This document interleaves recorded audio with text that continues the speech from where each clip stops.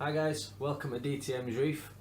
So this week we're going to be talking about what's happened in the last couple of weeks.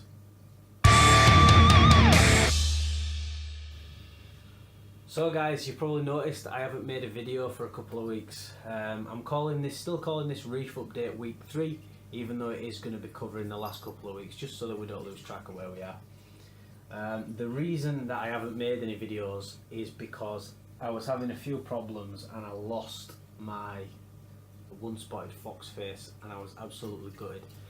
Now, I have been getting quite a bit of support from people from other channels as well. I was on Psychedelic Babes live stream, Arid's Aquarium live stream, and quite a lot of people were sympathetic to what's happening, so thanks for that. But yeah, that's basically what's been getting me down recently with this tank. Other than that, everything's fine. Water's still nice and clear. All my corals are doing well. If you can see, I have actually added my first SPS coral, which is a pink Millipora acropora. So it's my first jump into SPS ever, so I'm really happy with that. Hammer coral's doing well. Candy canes are suffering a little bit. They're not doing as well as I hoped. They're not up. The heads are opening up as well, and a couple of heads are starting to strip back. So I've moved them out of the floor a little bit into they're hiding behind the hammers and behind the rock. They were on the sand bed, but I've moved them up. And I've also the acans are doing well. Toadstools doing well. Maze corals doing well.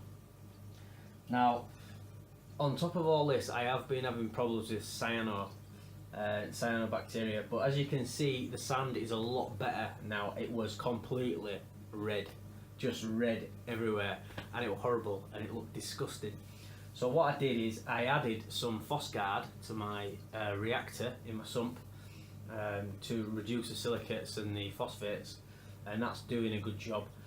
Also, the biggest difference I've noticed is I read an article online that cyano and hair algae, things like that. Now, I have no problem with hair algae, but I'm addressing it before it gets to it.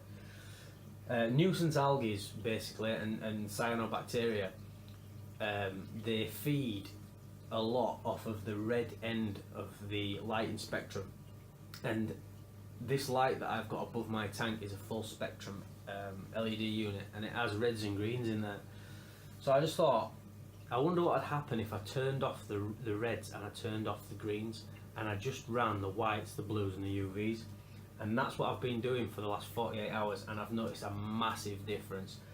I actually siphoned out quite a lot of the cyanobacteria that were on the sand bed, but on the rocks I just left that, and I've noticed a massive difference already. It's less than half of what I had 24 hours ago, so that's doing really well and I'm really pleased with that. So hopefully I've got on top of it and I can nip that in the bud right now. So yeah, the fox face, let me tell you the story of what happened to my poor fox face Simba. I've had him for I did have him for 3 years, just over 3 years, and he was the third fish I ever bought, third marine fish I ever bought after my clowns. My clowns are still going. And he was doing fine. Anyone that's got a fox face will know it's like the dog of the tank. It just eats everything. It's friendly. They're not scared. It was eating out of my hand. Really nice fish. My best fish, in my opinion. My best looking. It was like I wouldn't call a fox face a show fish, but it was my show fish up until up to press. So one day he's fine. Checked him before the lights went out. Everything's fine. Had a quick look around my tank. No problems whatsoever. Eating fine. No problems. Then I'm at work and I got a text from my wife. Your fox face is dead. So instant downer on my day. Work went so slow. Got home as soon as I could, and I found the fox face stuck to my gyro, on the top half of my gyro, just stuck sideways. It wasn't in his camouflage. He was still showing all his colours, nice and yellow. And I thought, there's something strange about that, because I would have thought if it died, it might have, it'd probably changed to its colours if it was stressing before it died. So I got the net, to get it out because I thought it was dead. As I touched the foxface's tail with the net to get it off the gyre, it started swimming, and it swam down to the sandbed and landed just behind my air cans. And I thought maybe it's okay, maybe it was just stuck to the gyre. How wrong I was. It looked okay on one side. I tried to get it with the net because I was going to put it in the sump to try and save it. I did actually put it in the sump. But when I actually saw the other side of the foxface, the side that was stuck to the gyre, it was mangled. I mean, if anyone's got a gyre, the fins that are on the gyre, they're like little, like it's like a grill, like little grooves. Where that was, there were just lines up the foxface's body. It just had it looked like it had been on a barbecue. You know, it had lines on it, and it was just manky, and it were all caved in on one side, and it was absolutely heartbreaking. So I thought, do you know what? He's still breathing, he's still kicking, he deserves a chance. I put him in the sump, checked on him an hour later, and unfortunately he passed away. But I was absolutely gutted. He was, I don't know how old he was when I bought him, but I had him 3 years, and he were about 6 inches, and he were nice and fat. Everyone that come, I always used to make jokes saying, "Oh, you could serve some potatoes with him, some chips with him," but yeah, he were nice and fat. He were doing really well, but I don't know what it is. So straight away, like you do when you lose anything, water tests, full water test, nothing, everything bob on, no changes, no shifts in anything, nothing. The coal tank is still swimming about, the coal tank's still healthy. Now, if there were going to be a problem, if there were any stress or disease, I know that tangs are a little bit more sensitive to things like that, and I'm sure that my foxface would have been showing some kind of distress. Maybe not, but that's my line of thinking.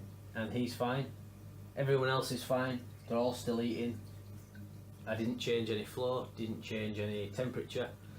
I hadn't done any water changes before, shortly before, so there's nothing I've added.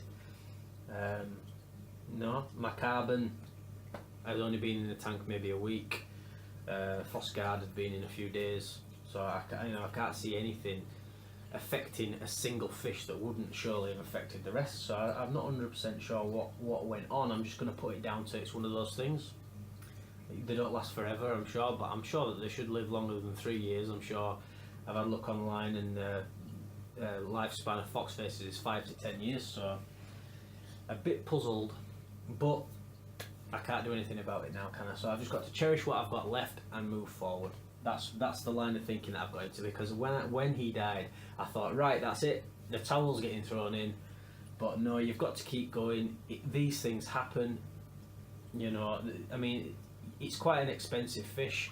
I mean, it's not as expensive as some of your tangs, but it was a good 40-50 quid when I bought it.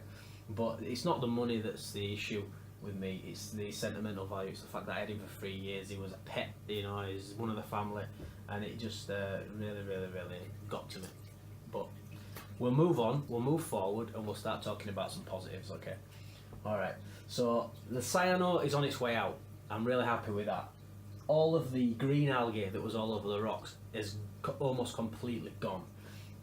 The rock is starting to change the colour. It doesn't look like dry rock anymore, it looks like live rock.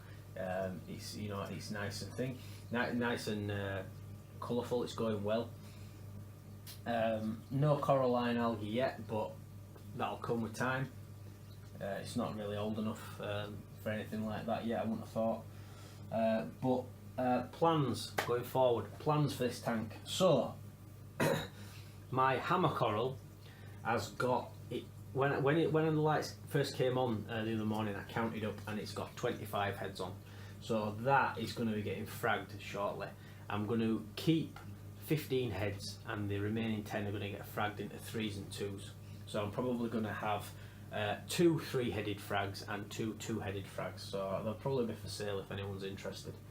Just drop me a message, but it won't be for another month yet because I'm going abroad soon. So it'll be after I get back off there.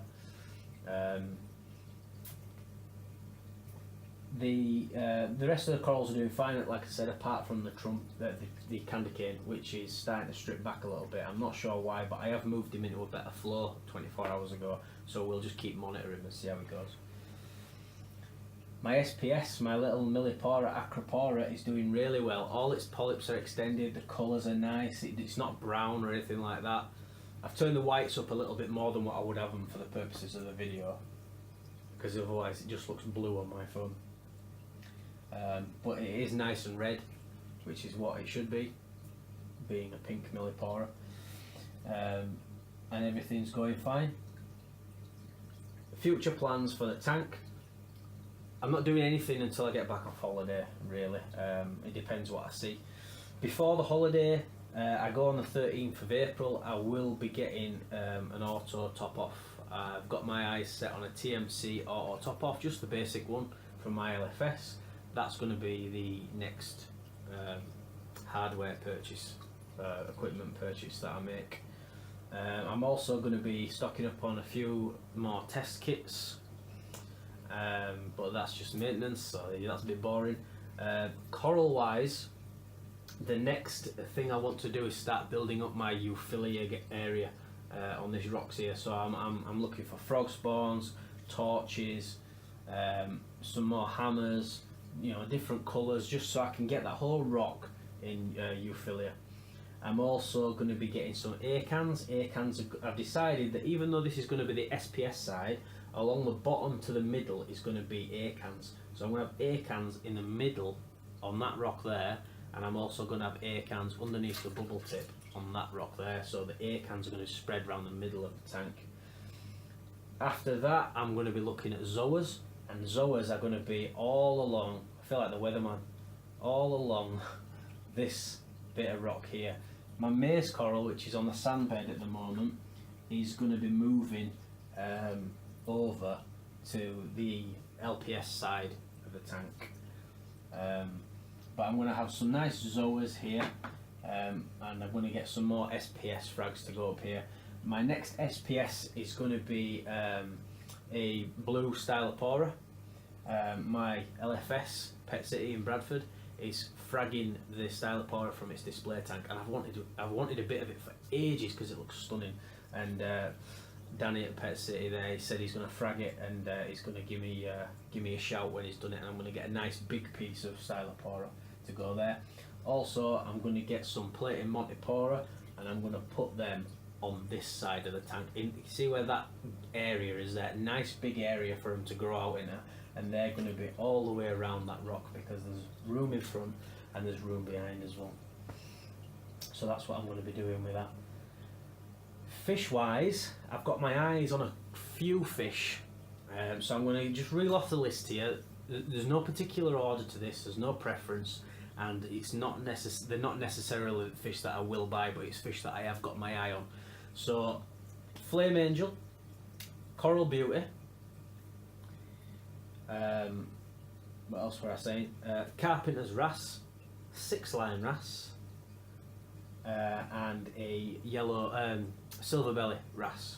They're ones that I've got my eye on at the moment. Now, I'm not saying that I'm definitely going to get them, but they're things that are on my list of things I would like to get. So I wouldn't be surprised if you see them in here, because I am a bit of an impulse buyer. And if I do a little bit of research, if I see a fish and think, ooh, that's nice, if I do a little bit of quick research on my phone while I'm there, half an hour or so, and I think it's going to be okay and it's going to be safe in my reef tank, 9 out of 10 I will buy it, because I'm just an impulse buyer. But I have been not neglecting the tank, but I haven't been building up any corals or fish because I've got my holiday coming up and all my funds have been going into that. So once I'm back, I've got a lot more that I can put into the tank, so I can get it up and running. We can actually see something, nice, and it can start to grow. Changes I've made with the flow. This was before the foxface died, weeks before like 2 weeks before the foxface died. So this is not a cause. I had a couple of comments in my videos about my surface water movement, and I agree with you. I wasn't getting the surface movement that I needed. Not necessarily to put oxygen into the water, because I have got the overflow, which is sucking air in, and I also have got my skimmer down there, which puts air into the water as well. So it's not to oxygenate the water, it's just to keep it free from that oily coating that you know, like you get like an oily like an oil slick on top. It's just to keep it free from that, and also to push everything to that side of the tank on the top, so that it surface skims and goes straight down the overflow.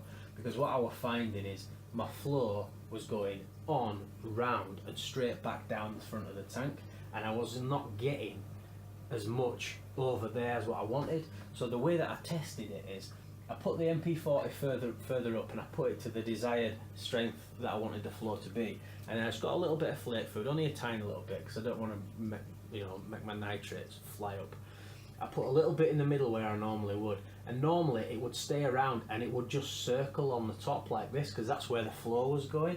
But now if I put it in, if I don't put my pump on feed mode, it just flies straight down the overflow it goes and into the sump. So that's what I want. That's definitely what I want.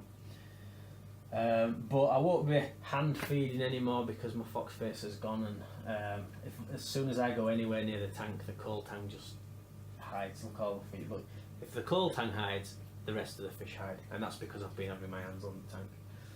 But I've also been using a little marine grazer. If you can see that little disc there, that's a little marine grazer.